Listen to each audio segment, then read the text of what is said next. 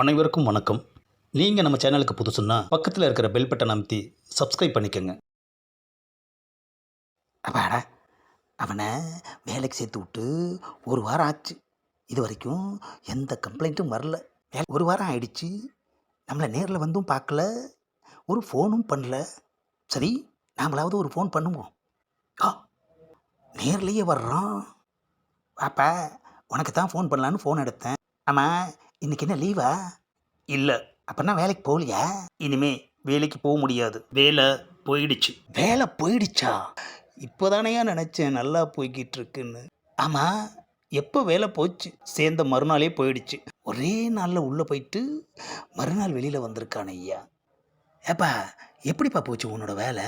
நான் வேலைக்கு சேர்ந்த அன்னைக்கு ஆப்ரேஷனுக்காக ஒரு பேஷண்ட்டு ஆஸ்பத்திரிக்கு வந்தார். ஏப்பா, ஆஸ்பத்திரின்னு இருந்தால் பேஷண்ட் வரதானே செய்வாங்க. ஆப்ரேஷன் பணத்தை மொத்தமாக கட்ட முடியாது, தவணை முறையில் கட்டுறேன்னு பேஷண்ட்டு சொல்லிட்டாரு.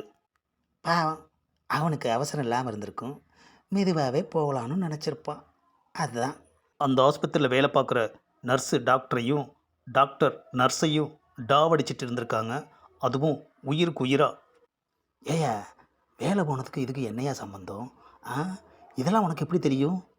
நான் தான் போன உடனேயே அந்த நர்ஸுக்கிட்ட எல்லாத்தையுமே கேட்டுட்டேனே. அதுதானே. சரிப்பா, சுற்றி வளைக்காம எப்படி வேலை போச்சுன்னு சொல்லு. ஆப்ரேஷன் பணத்தை மொத்தமாக வாங்க சொல்லி டாக்டர் எனக்கு அவசரமாக ஃபோன் பண்ணினார். பாவம், டாக்டருக்கு என்ன வைத்த வலியோ? டாக்டர் சொன்னதுமே நானும் பேஷண்ட்டுக்கிட்ட போய் டாக்டர் சொன்ன மாதிரி பணம் கேட்டேன். அவன் பாக்கெட்லேருந்து பர்ஸை எடுத்து விரித்து என்கிட்ட காட்டினான்.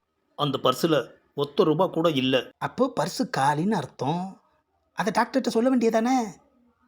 டாக்டருக்கு சொல்கிறதுக்காக ஃபோன் பண்ணினேன். டாக்டரும் ஃபோன் அட்டன் பண்ணி என்ன விஷயம்னு கேட்டார். விஷயத்தை சொல்ல போகிற அந்த நேரத்தில் ஸ்பெல் மிஸ்டேக் ஆகிடுச்சு. என்னது, ஸ்பெல் மிஸ்டேக்கா? ஆஹா, எது நடக்கக்கூடாதுன்னு நினச்சேனோ அதுவே நடந்துடுச்சு ஐயா. அப்படி என்னையா ஸ்பெல் மிஸ்டேக் பண்ணினேன்? பேஷண்ட்டோட பர்ஸு காலின்னு சொல்கிறதுக்கு பதிலாக நர்ஸு காலின்னு சொல்லிட்டேன்.